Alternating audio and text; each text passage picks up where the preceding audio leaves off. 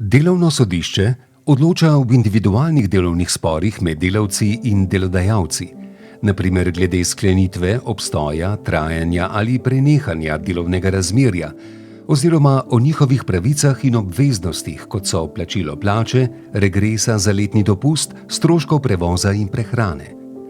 Tomažu, ki dela kot kuhar v restavraciji, je delodajalec povedal, da ga zaradi manjšega obiska restavracije ne potrebuje več in da je s tem prenehala njegova zaposlitev. Pisne odpovedi mu pri tem ni izročil. Tomaž je zaradi nezakonite odpovedi nemudoma vložil tožbo zoper delodajalca pri delovnem sodišču. Kadar gre za prenehanje delovnega razmerja, je treba tožbo vložiti v 30 dneh od prejema ustne ali pisne odpovedi. Zamuda tega roka pomeni, da svojih pravic pred sodiščem ne moremo več uveljavljati.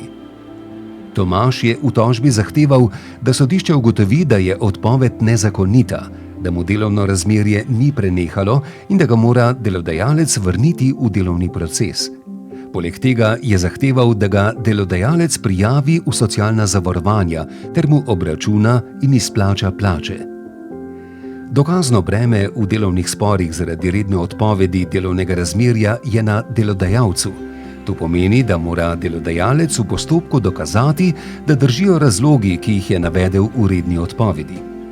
Tomažev delodajalec je v odgovoru na tožbo navedel, da je Tomaža odpustil zaradi hujših kršitev pogodbe o zaposlitvi in da mu je odpoved poslal po pošti. Sodišče je opravilo narok, na katerem je izvedlo dokaze, ki sta jih predlagala Tomaž kot tožnik in delodajalec kot tožena stranka. Če sodišče v delovnem sporu po izvedbi vseh predlaganih dokazov ne more ugotoviti dejstev potrebnih za odločitev, lahko izvede tudi dokaze, ki jih stranki nista predlagali. V Tomaževem primeru delovno sodišče odloča v senatu, ki ga sestavljajo poklicni sodnik in sodnika porotnika. Eden od porotnikov je predstavnik združenj delodajalcev, drugi pa predstavnik združenj delavcev.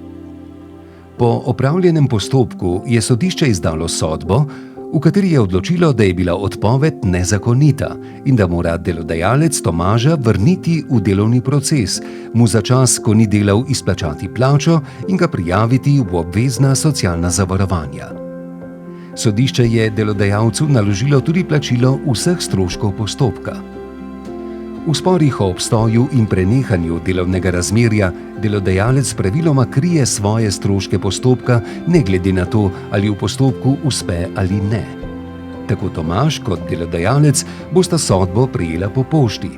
Če se z odločitvijo ne bosta strinjala, lahko vložita pritožbo, o kateri bo odločalo višje delovno in socialno sodišče. Če pritožba ne bo vložena, bo sodba postala pravnomočna in bo zavezovala stranki k njeni izpolnitvi.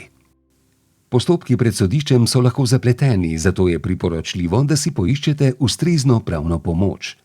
Za več informacij obiščite spletno stran nasodišču.si. Vsebine animacij ne predstavljajo pravnega nasveta ali stališča sodstva in nimajo pravnih posledic, temveč so le informativne narave.